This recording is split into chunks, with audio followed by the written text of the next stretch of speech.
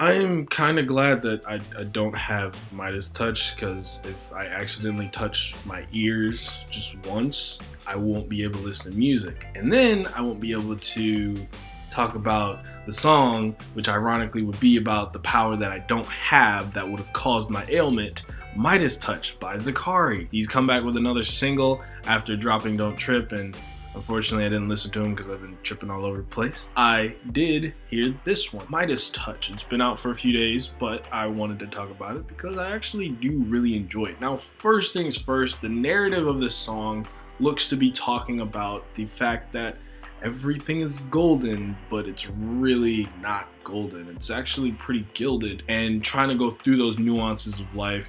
The problem I had with the narrative, though, is that it doesn't feel like Zacari really hits on anything specific.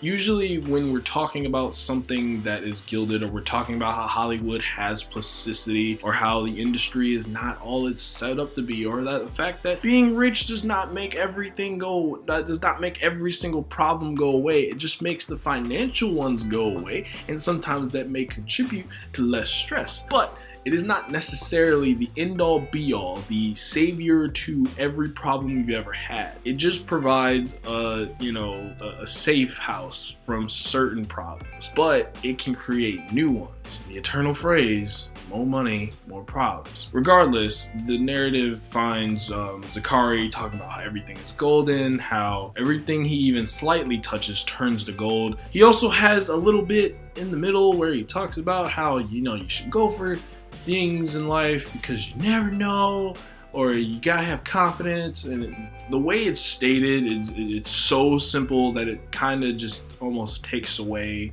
from the song. I just felt like it was kind of like, okay, thank you for the random motivational quote in the middle of your song, but I just felt like it was just like the narrative itself needed more specificity, certain things that may have happened that Zacari had to deal with that helped him discover that this goldenness of Hollywood, the fame of it that he says is so cold, so ice cold.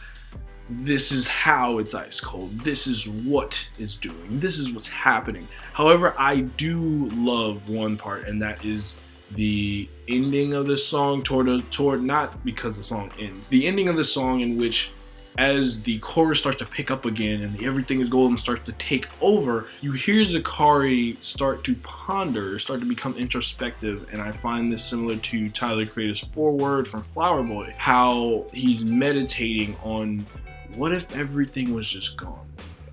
Of course, in Forward, it's a little more dark because it's talking about what if Tyler died. But in this one, Zacari is just like, what if everything I touched didn't turn to gold? What if I was not the guy? What if I didn't have the money and the fame in order to do whatever I want? I would be okay with that. And that really does make this song pretty freaking cool narratively. Now, sonically, this song is awesome. It feels like it has this entrancing touch almost, in which like an earworm, basically. The way it kind of just slithers in with Zacari's very calm, cocky, nonchalant tone flowing through the song. Like everything is gold, and everything is slightly touched turns to gold. And even when he's singing about how ice cold it is, it does feel haunting and almost anxious, yet you still are just kind of attracted to the idea that he's bringing across to you. The way that the beat goes in, it all just comes together to really display that actual gildedness, to show that nuance a little bit better than Zacari did in his lyrics. But again, altogether, it makes this very catchy song with the chorus and some of the verses. I really do enjoy the fact that even though narratively the song is not necessarily a freaking Langston Hughes story or whatever, I still appreciate the fact that the music does tell that same narrative and provide that fact that not everything in life is golden. And even though you can display the biggest, shiniest signs, this life is nuanced. We do not live in black and whites, we live in grays. And unfortunately, it's really hard for some people to accept, especially when we're constantly trying to display only the golden, only the best, only the most perfect. Nothing is wrong. It's ironic because Your favorite TV show probably has flawed characters. Your favorite person is flawed. Your favorite anything is flawed. Nothing is perfect. Nothing is golden. And so living in this gildedness, sometimes we are left to ponder what in life is better than just having certain things like that are not golden, that are not perfect. So Midas Touch does make you think about that. And I mean, it's super catchy, and the brevity of it does lend to that catchiness and that enjoyment. And it actually does kind of give you that ability to kind of just like think about like, am I enjoying everything in my life? And I think the answer should hopefully be yes. But if you're not, do what you can to work within the walls stuff. You can do it. I believe you. So yeah, Zacari's Midas Touch. Pretty enjoyable. 2 out of 2 so far for the singles he's dropped. I guess an album's coming soon, but I don't know.